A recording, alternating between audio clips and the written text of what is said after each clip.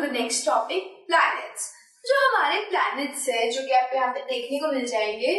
So first one you can see is our Mercury, second one is Venus, third one is Earth, हमारा प्यारा धरती, fourth one is Mars। उसके बाद आप बीच में क्या देख रहे हो? एस्ट्रॉइड बेल्ट देख रहे हो। फिफ्थ आपको दिख जाएगा जुपिटर, सिक्स्थ आपको दिखेगा सैटर्न जो कि जिसके पास रिंग है, and seventh is Uranus, and next the eighth one is, the last one is, the furthest one is Neptune। These are the 8 planets of our solar system। तो इन्हीं के बारे में हम बात करने वाले हैं। Planets are the celestial bodies। Planets celestial bodies होते हैं जिनकी that do not have their own heat and light। इनके पास न हीट होती है और ना तो लाइट होती है। उनको कहाँ से मिलती है heat and light? Through their nearest star. उनको स्टार्स के थ्रू उनकी लाइट मिलती है, उनकी हीट मिलती है। They are lit by the stars, light of stars। They are lit by the light of stars। Stars की लाइट से वो क्या होते हैं? रोशन होते हैं। Earth is a planet too। साथ ही साथ जो हमारी पृथ्वी है वो भी एक प्लैनेट, हमने भी देखा। इसको कहाँ से मिल रही है रोशनी? कहाँ से मिल रही है इसको हीट, वार्मथ? तो कहाँ से मिल रही है? इसके नियरेस्ट स्टार। वो नियरेस्ट स्टार कौन है? Our sun। तो सन ही इसे क्या कर रहा है? लिट कर रहा है, इसको हीट प्रोवाइड कर रहा है। Third one is there are 8 planets in our solar system. हमारे जो सोलर सिस्टम है उसके अंदर 8 प्लैनेट्स है। There are 8 planets in our solar system. तो ये जो 8 प्लैनेट्स है हमारे, उनके नाम देख लेते हैं। The 8 planets of the solar system, the 8 planets are Mercury, Venus, then we have Earth, Mars, Jupiter, Uranus, and then the last one is Neptune।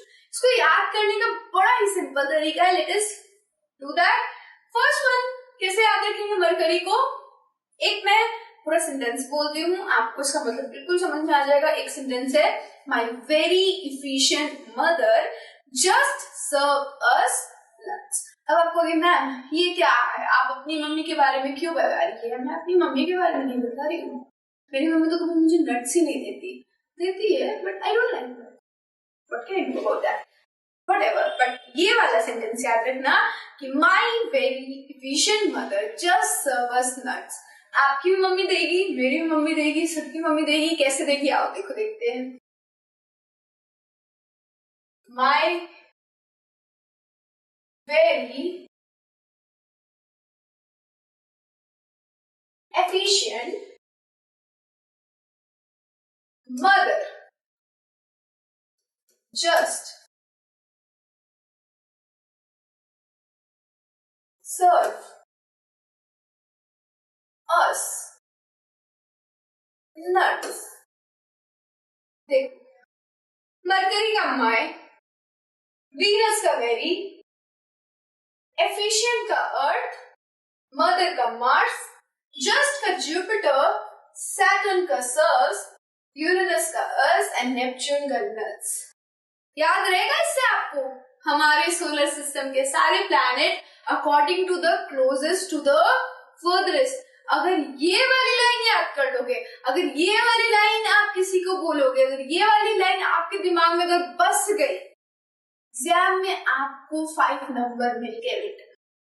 क्योंकि हर एक क्वेश्चन जो ज्योग्राफी से आना है आपको, उसमें ये जरूर हेल्प करेगा। जब आपको किसकी बात होगी? प्लैनेट्स की बात होगी। जब प्लैनेट्स का अरेंज करना होगा, ये वाली चीज याद हो गई, सबको क्या मिलने वाला है? 5 नंबर। कभी फिल इन द ब्लैंक्स के रूप में आएगा, ट्रू फॉल्स के रूप में आएगा, या फिर मैच द फॉलोइंग के रूप में आएगा। क्या करोगे? इसको याद रखोगे and you will get the 5 marks. किसी न किसी फॉर्म में आएंगे ही आएंगे। क्या करना होगा आपको? जब क्वेश्चन पेपर मिलता है, जब आपको आंसर शीट मिल जाती है, after writing your roll number on the last page, right सबसे ऊपर में लिखना, लास्ट पेज पे रफ लिख दोगे। किसके? आंसर शीट पे रफ लिखा और ये वाली लाइन लिख देनी है। और फिर अपना पेपर देखोगे, यू विल फाइंड दैट कोई ना कोई ऐसा होगा ही क्वेश्चन जिनमें ये वाला अप्लाई होगा। और अगर मम्मी के साथ भी ये वाला बोलोगे तो मम्मी भी खुश हो जाएगी, अरे मेरा बेटा इतना प्यार करता है मेरे से, मेरी बेटी इतना प्यार करती है मेरे से, नहीं भी देती होगी तो रोज आपको देने लगेगी क्या? Nuts. So moving on to next, Mercury is the nearest planet. Just like अभी हमने देखा माई का मतलब क्या था, मरकरी जो कि सबसे नियरेस्ट प्लैनेट है। नट्स का मतलब क्या था, नेपच्यून जो कि फर्दरेस्ट प्लैनेट है।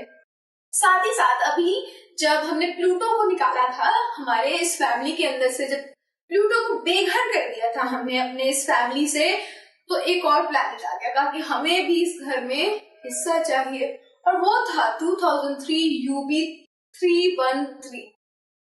अब क्या है कि उसको घर में रखना है नहीं रखना वो हमारे साइंटिस्ट डिसाइड कर रहे हैं, लेकिन हमें कुछ नहीं करना।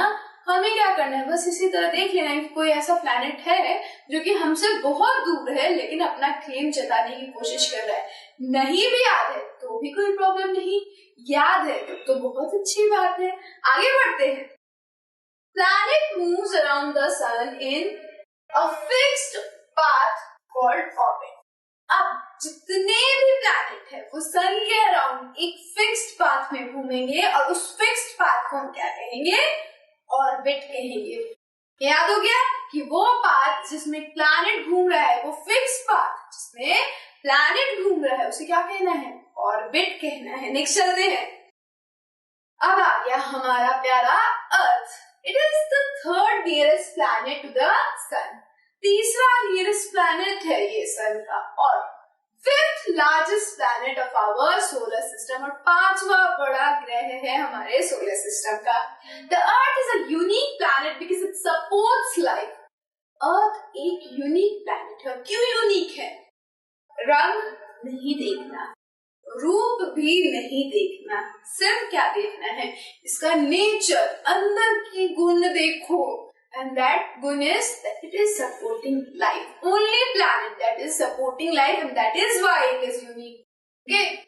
कहते हैं ना कि कभी भी बाहरी खूबसूरती पे नहीं, अंदर देख के देखो, तो इसके अंदर क्या है, लाइफ है।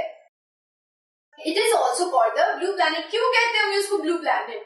Because 2/3, 2/3 हिस्सा इसका क्या है, पानी से घिरा हुआ है, और आप में से जो भी एस्ट्रोनॉट बन के जाएगा, मुझे भी लेके जाना, वो क्या करेंगे, हम दोनों मिलके देखेंगे ऊपर से कि ये आधा से ज्यादा इसका 2/3 हिस्सा क्योंकि पानी के अंदर है, इसी वजह से ये जब हम आउटर स्पेस से देखते हैं तो ये ब्लू दिखता है, और इसको हमने क्या नाम दे दिया, ब्लू प्लैनेट दे दिया इसको नाम। From the outer space, the Earth appears blue because its 2/3 surface is covered by water. Therefore, it is called a blue planet, और इसी वजह से यही रीजन है कि इसको हमने ब्लू प्लैनेट कहा। Its shape is geoid. इसकी जो शेप है वो क्या है, वो जियोइड है।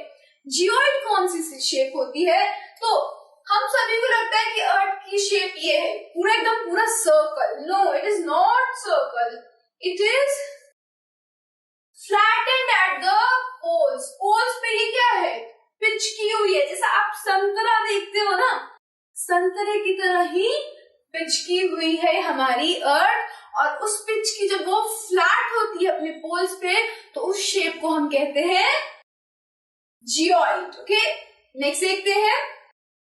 It is slightly flattened at the poles, क्योंकि ये अपने पोल्स पे फ्लैटेंड है, सो इसीलिए इसे हमने क्या बोला, geoid. It is unique planet in the solar system because, अब क्या है यहाँ पे कह रहा है कि ये यूनिक प्लैनेट है। क्यों यूनिक प्लैनेट, हमने स्टार्टिंग में बात की, it is unique planet because it sustains life. अब ये लाइफ क्यों सस्टेन कर पा रहा है, इसके कारण आपको यहाँ दे रखे हैं, conditions favourable to support life. Conditions favourable है, यानी कि लाइफ को सपोर्ट करने के लिए यहाँ का जो वातावरण है वो अच्छा है, वो कैसा है, वो लाइफ को सपोर्ट कर रहा है, are found probably only on Earth. वो कंडीशन जो कि लाइफ को सपोर्ट करिए वो सिर्फ और सिर्फ शायद अर्थ पे ही मिलती है, यानी कि अभी तक हमने कोई ढूंढा नहीं है ऐसा प्लैनेट जहाँ पे लाइफ है, लेकिन ऐसा अनुमान लगाया जा रहा है कि it is the only planet जहाँ पे लाइफ है, जो कि क्या कर रही है, लाइफ को सपोर्ट कर रही है। सेकेंड चीज ये बोल रहा है, it is neither too hot not too cold. ये ना ही तो बहुत ज्यादा गर्म है और ना ही बहुत ठंडा है, जिसकी वजह से क्या हो रहा है, हमारे लिए एक फेवरेबल क्लाइमेट बन रहा है, एक ऐसा एनवायरनमेंट बन रहा है जिसमें हम आसानी से रह सकते हैं। It is water and air which are very essential for our survival. इसके पास क्या क्या है, इसके पास पानी है और इसके पास हवा है। हवा के अंदर क्या है, सांस लेने के लिए ऑक्सीजन है, जो कि किसी भी जंतु के लिए, किसी भी ऑर्गेनिज्म के लिए, किसी भी लाइफ के लिए जरूरी है। तो यहाँ पे आपको दो चीज मिल जाएंगी, वाटर एंड एयर, जो कि सिर्फ और सिर्फ अर्थ पे ही मौजूद है, जिसकी वजह से हम लोग सर्वाइव कर पा रहे हैं। The air has life supporting gases like oxygen, और इस एयर में क्या है, लाइफ सपोर्टिंग गैसेस है, जैसे कि एयर, इसी ऑक्सीजन की वजह से हम सांस ले पाते हैं और हम जी पाते हैं। कभी सोच के देखना, अगर 5 मिनट क्या 2 मिनट के लिए अपनी सांसें रोक के देखोगे ना, ऐसा लगता है क्या कर रहे हैं हम, क्या पागलपना कर रहे हैं। तो सोचो, सिर्फ अर्थ के पास है, किसी और ग्रह के पास नहीं, तो किसी और ग्रह में हम जाएंगे तो क्या होगा, हमें ऑक्सीजन नहीं मिल पाएगा। जैसे ही हम आउटर स्पेस में चले जाते हैं, जैसे ही हम अपने अर्थ के बाहर जाते हैं, एक तो बहुत ही एडवर्स क्लाइमेट मिलता है आपको, बहुत ज्यादा या तो गर्म एटमोस्फेयर मिल जाएगा या तो बहुत ही ठंडा।